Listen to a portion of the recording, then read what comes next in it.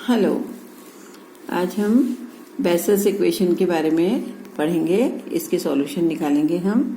Second order की differential equation जो कि इस फॉर्म की हो, d2y/dx² plus 1/x dy/dx plus 1 - n²/x²y equal to 0 हो, या x² d2y/dx² plus x dy/dx plus इस x² को ऊपर ले लिया, x² - n² y equal to 0 हो, या इसको हम d के फॉर्म में रखते हैं, x² d² plus xd plus x² - n² y equal to 0। तो ये हमारी बेसल्स इक्वेशन की डिफरेंट फॉर्म है। ये सेम ही इक्वेशन है। ये equation known as Bessel's equation of order n, जहाँ की n हमारा नॉन नेगेटिव कांस्टेंट है। हम इसका सॉल्यूशन निकालने के लिए मान लेते हैं, सीरीज सॉल्यूशन ले लेते हैं कि y is equal to summation r from 0 to infinity ar x raise to k plus r, जहाँ की a0 हमारा 0 नहीं होगा। फिर सेम वही dy/dx निकाला, इसका d2y/dx² निकालेंगे, उसको इस इक्वेशन के अंदर रखेंगे, सिंप्लीफाई करेंगे, इक्वल पावर्स के कोफिशिएंट को एक साथ कलेक्ट करेंगे हम। ये हमने किया है यहाँ पर। यह है हमारा सिंप्लीफाइड फॉर्म, हमारी ये आ गई है ना, x raise to k plus r की और x raise to k plus r plus 2। तो x raise to k plus r के कोफिशिएंट ये हैं, x raise to k plus r plus 2 का कोफिशिएंट ये है। अब हम लोएस्ट पावर ऑफ x को लोएस्ट पावर ऑफ x जो है हमारी, उसके कोफिशिएंट्स को 0 के बराबर करेंगे। तो वो जो 0 के बराबर करते हैं वो हमारी k में क्वाड्रेटिक इक्वेशन आती है, जिससे कि हम k की 2 वैल्यू निकालते हैं। वो हमारी इंडिशियल इक्वेशन कहलाती है। तो यहाँ पर r को 0 रखने पर x रेज टू k मिलता है, या 0 रखने पर k प्लस 2 मिलता है। तो लोएस्ट हमारी x रेज टू k आ गई, तो इसमें हम r को 0 रखेंगे, तो हमें मिल गया a0 k-1 प्लस k और ये -n², ये इक्वल टू 0 के हो जाएगा। तो यहाँ पर इसको सिंप्लीफाई किया तो हमारे पास आ गया a0 k² - n² equal to 0, और a0 चूंकि 0 नहीं है इसलिए k की वैल्यू प्लस माइनस n आ गई। फिर हमने r की जगह यहाँ पर r को 1 रखा, तो यहाँ हमें मिल गई x raise to k plus 1 की वैल्यू। तो यहाँ r 1 रखने पर a1 k प्लस 1 का square minus n² equal to 0, तो a1 की वैल्यू 0 मिल गई for k is equal to plus n या माइनस n की। फिर जनरल टर्म हमने लिख ली x raise to k plus r, इसको 0 के बराबर किया, तो k प्लस r के कोफिशिएंट तो यहाँ है, और यहाँ हमने इसको r माइनस 2 कर दिया, तो ये भी k प्लस r बन गया। तो यहाँ ar in terms of ar minus 2 आ गया। अब इसमें हमने 3, 5, 7 वैल्यूज रखी, तो हम देखेंगे कि 3 रखने पर ये इन टर्म्स ऑफ a1 आ जाता है, और a1 हमने यहाँ पर जो निकाला वो 0 निकाला था। तो a1 a3 a5 a7 सारे ही 0 हो जाएंगे। क्यों? क्योंकि a3 a5 a7 ये सारे के सारे इन टर्म्स ऑफ a1 होंगे, और a1 की वैल्यू 0 है। तो ये सारे जो कांस्टेंट है ये 0 हो गए। अब हम r की जगह 2, 4, 6 रखेंगे। 2, 4, 6, 8 जितनी भी हमारी इवन पावर्स हैं वो रखेंगे। तो यहाँ 2 रखने पर यहाँ a0 आ जाएगा, जो कि 0 नहीं है। तो यहाँ 2 रखा, तो यहाँ भी r की जगह 2 रखेंगे, यहाँ भी r की जगह 2 रखेंगे, और फिर हम देखेंगे कि हम k इक्वल टू n के लिए सॉल्यूशन निकाल दें, k equal to minus n के लिए सॉल्यूशन निकाल दें। तो उससे हमारी a2 a4 a6 for k equal to n के लिए निकल जाएगा। उसके बाद हम k equal to minus n के लिए सॉल्यूशन निकालेंगे। तो यहाँ पर a2 निकल गया in terms of a0, a4 निकल गया इन टर्म्स ऑफ a0। अब अगर यहाँ हमने k इक्वल टू n के लिए निकाला है, तो यहाँ k की जगह हम n रख देंगे, यहाँ k की जगह n रख देंगे, तो हमें ये एक सीरीज मिल जाएगी। दूसरे में हम क्या करेंगे, यहाँ k की जगह माइनस n रख देंगे, यहाँ भी k की जगह माइनस n रख देंगे, तो हमें ये दूसरी सीरीज मिल जाएगी। तो y in terms of a0 हमारे पास इसका सॉल्यूशन आ गया, जिसमें कि x की बढ़ती हुई घात है वही हमने वहाँ पर जो सीरीज मांगी थी वो हमने x की इंक्रीजिंग पावर ऑफ x की लिया था। अब इसमें अगर हम a0 की जगह a0 कांस्टेंट को 1/2n फैक्टोरियल n+1 अगर a0 की वैल्यू रखते हैं तो k = n के लिए जो सॉल्यूशन बनता है वो हमारा ये बनता है। इस a0 की जगह हमने 1/2n फैक्टोरियल n+1 रख दिया तो हमारी ये सीरीज बनती है, जिसको कि हम सिंप्लीफाई करेंगे तो हमारा सॉल्यूशन ये आ जाएगा -1r factorial r gamma n+r+1 x/2 की पावर n+2r। इसको हम jnx से भी डिनोट करते हैं। ये कहलाता है बेसेल्स फंक्शन ऑफ फर्स्ट काइंड।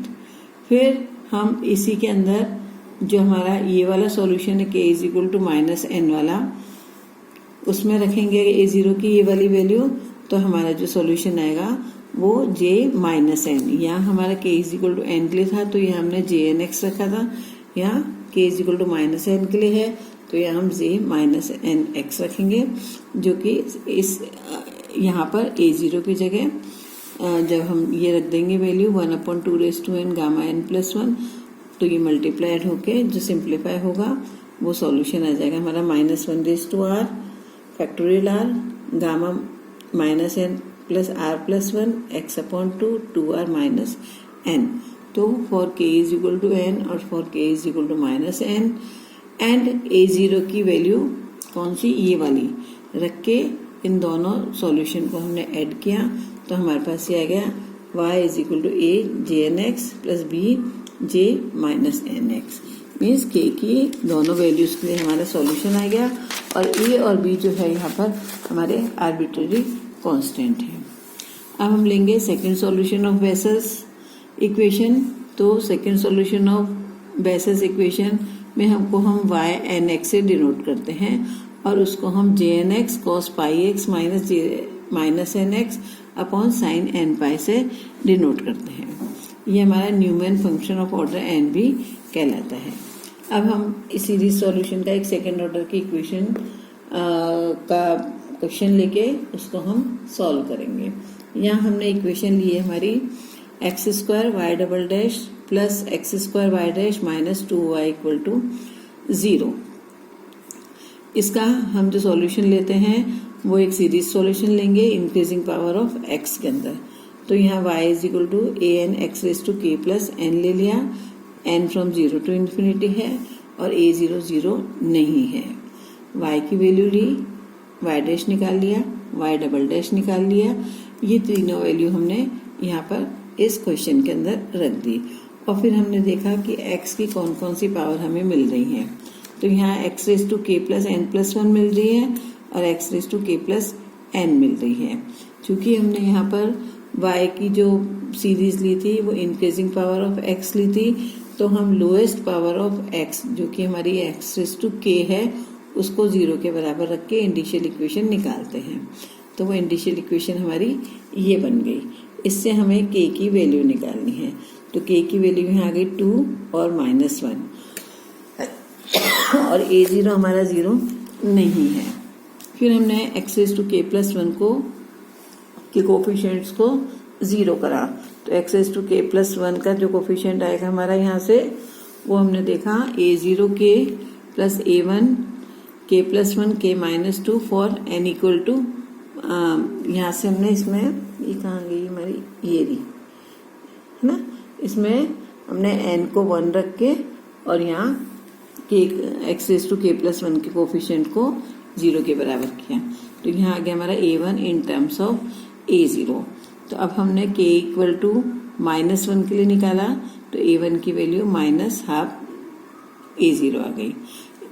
इसको हम ऐसे भी कर सकते थे कि जनरल टर्म हमने निकाल ली तो an in terms of an -1 आ गया और फिर k = -1 के लिए हमने a1 a2 a3 a4 सारे के सारे निकाल लिए।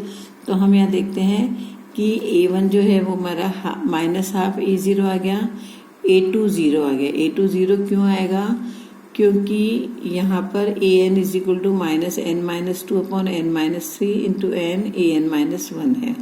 तो जब n को हम यहाँ 2 रखते हैं तो ये कोफिशिएंट इसका 0 बन जाता है ना, तो a2 की वैल्यू 0 आ गई। इसी तरह फिर हम A3 निकालते हैं। A1 हमारा यहाँ पर -12 A0 है, ये हमें ध्यान रखना है।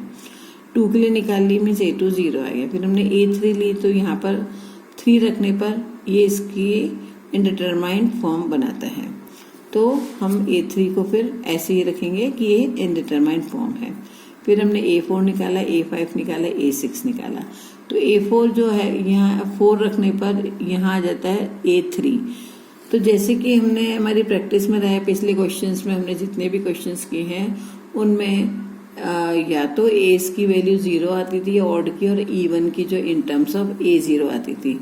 लेकिन यहाँ पर A0 की वैल्यू तो A0 ही है, A1 की इन टर्म्स ऑफ A0 आ गई, A2 हमारा 0 आ गया, और A3 जो है इनडिटरमाइंड है, और A4 in terms of A3 आया। चूंकि यहाँ पर n है और यहाँ n-1 है, तो A4, A5, A6 सब इन टर्म्स ऑफ A3 आ जाएंगे। तो यहाँ हम इस तरह A4 in terms of A3, A5 in terms of A3, A6 in terms of A3 and so on. तो हम देखेंगे AN भी इन टर्म्स ऑफ A3 आ गया। तो हमने ये फॉर k इक्वल टू -1 का ये सारा सॉल्यूशन लिख लिया। फिर हम जैसे हमने यहाँ निकाला है वैसे ही हम k इक्वल टू -1 के लिए हमने सारे कैलकुलेट किए हैं। फिर हम दूसरा इसकी जो वैल्यू थी k इज इक्वल टू 2, इस k इज इक्वल टू 2 के लिए हम सारे सॉल्यूशन निकालेंगे। इसको हम y1 रख देंगे और इसको हम y2 रख देंगे। तो हमारे पास y2 के लिए भी ये आ गया -1 की power n, n+1, n+3 factorial, x raise to n+2। ये हमारा सॉल्यूशन आ गया इस इक्वेशन का। Thank you.